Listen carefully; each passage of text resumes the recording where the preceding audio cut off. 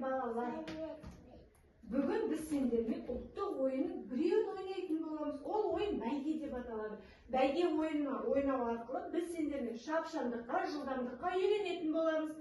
Ойынның шарты, кімнің жүйрік аты бірінші болып келсе, сол бала жеңіске жетеді. Ал 1, 2, 3, кәне бастаймыз. Ораймыз.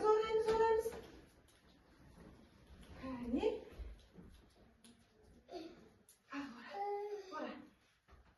Кәне. Жылдам, кім тезірек керек? Жылдам.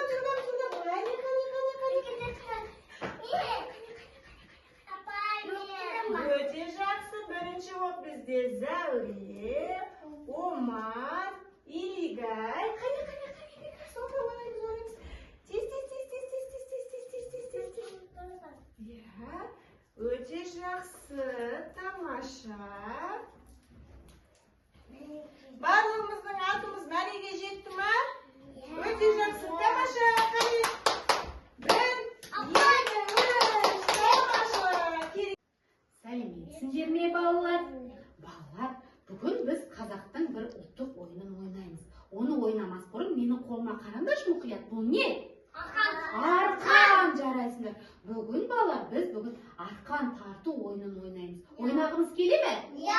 Оны ойнамас бұрын 2 топқа бөлініп аламыз. Енді осылай 2 топқа бөлінген арқылы қолымызға арқанды қаттырақ ұстаймыз. Омар, сен мына жаққа кел. Мына жаққа кел тұр. Арқанды ұстаймыз.